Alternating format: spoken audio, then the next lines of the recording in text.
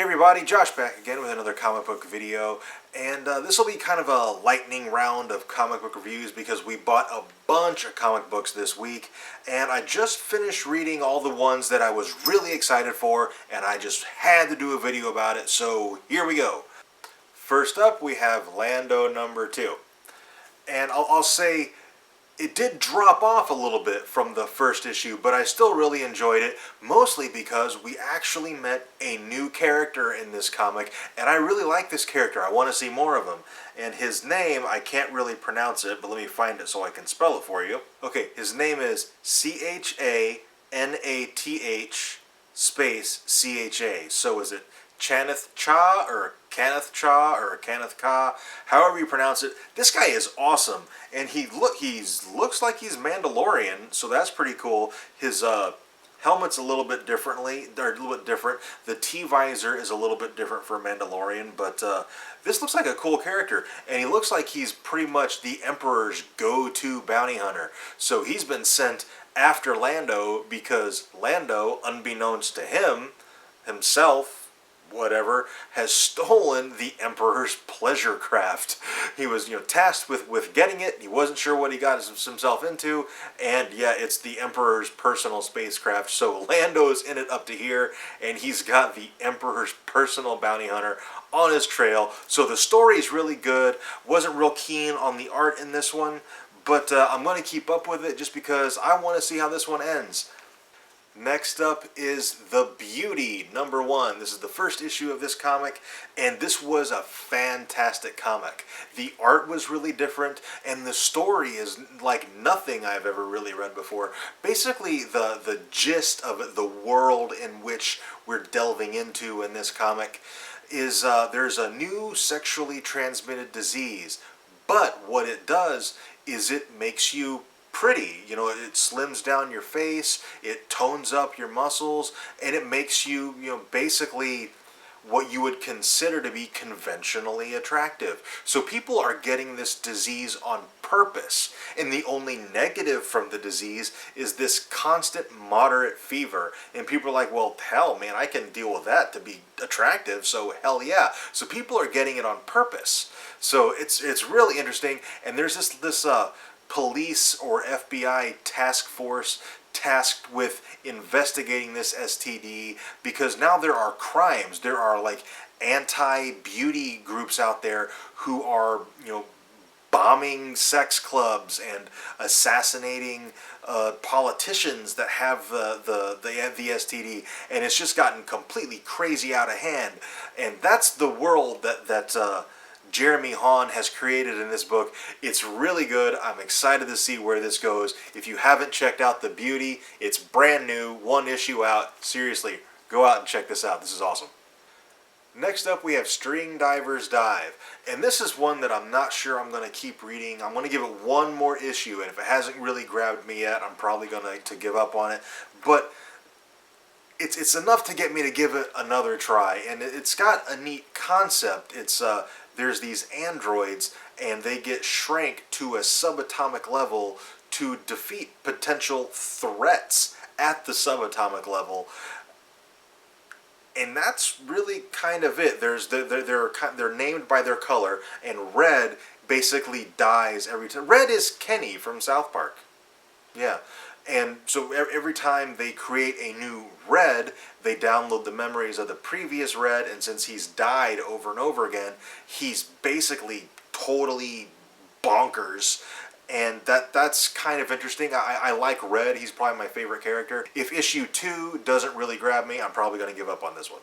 Next up, we have King Tiger number 1, another number 1 here. This is from Dark Horse, and this was actually really interesting. It's also a branch off from another comic that I have never read before, so I feel a little lost in this one. So just FYI, if you're deciding to pick up King Tiger, or you did pick up King Tiger, and you haven't read Battle something, Shadowcat? No, not Shadowcat. What the hell is it called? Blackout. So if you haven't read Blackout, you're probably going to be a little bit lost in this, or at least I feel like I am. This is one that I want to keep reading, though, because I feel like if I could get caught up with it and understand the universe, this would be really good. It's kind of like a mashup it feels, I should say, like a mashup of Doctor Strange and Deadpool, maybe? It's like Doctor Strange with swords, and that's awesome. So I'm going to keep reading this, and hopefully, I can get caught up to where I feel like I understand the world that this comic takes place in. Next up, we have Vampirella Army of Darkness 1 and 2. And this is awesome. I love mashup comics. Archie vs. Sharknado was great. Archie vs. Predator was awesome. Vampirella Army of Darkness is fantastic. Basically, it takes place during the film Army of Darkness in, like, scenes that we didn't get to see in the movie. Like, it feels like deleted scenes, kind of. Vampirella shows up, and because Ash, remember when he messed up the incantation? Well, he brought Vampirella into the past, into, was it 13 AD, and she's there, and she's like, I can help you defeat the Deadites. So Ash and Vampirella are teaming up. It's amazing. Go out and pick this up. It's super fun.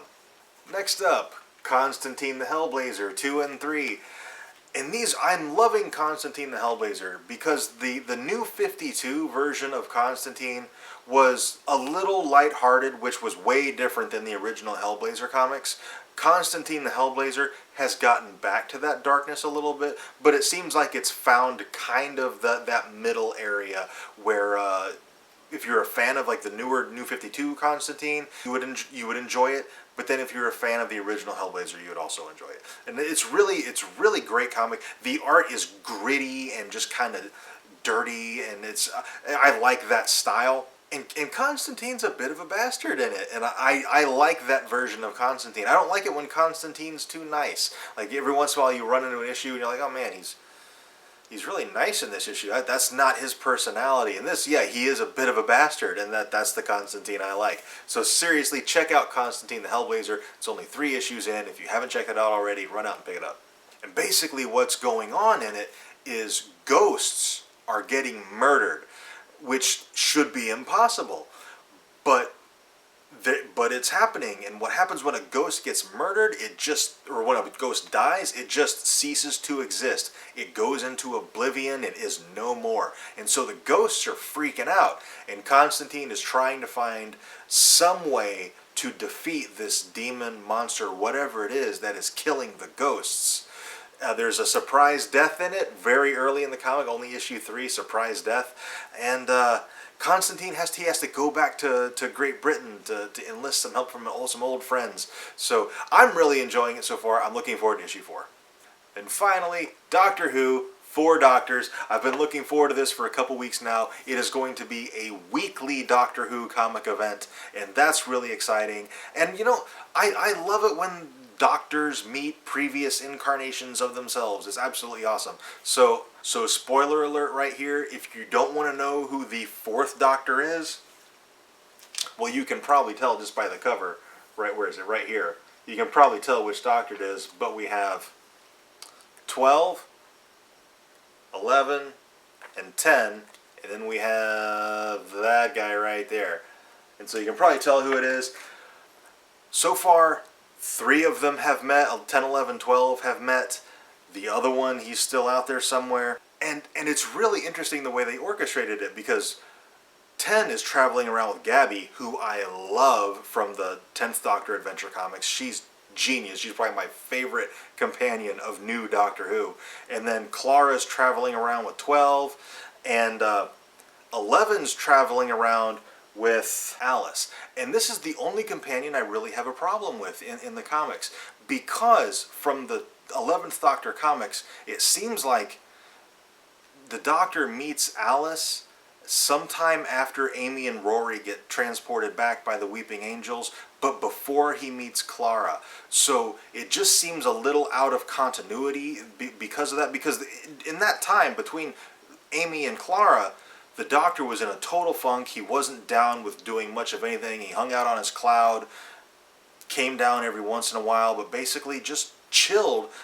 And then he was at a monastery for a while. Alice, so just Alice being the Doctor's companion between Amy and Clara just doesn't seem to fit with me. Otherwise, I mean, she's written very well. Her personality's great. She fits in with Doctor Who as far as what you would expect from a companion. So that's really great. It's just the continuity just isn't there. She seems to mess it up a little bit. But basically, what's going on is Clara is trying to prevent the three Doctors from meeting, and in doing so, causes them to meet, and it basically begins the beginning of the end of the universe.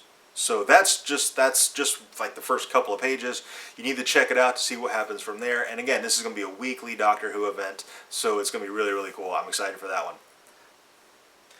And that's everything. Like I said, lightning round comic book review. I hope you guys enjoyed it. If you did enjoy this video, be sure to hit that like button, subscribe for more content. Thank you very much for watching. I'll see you next time.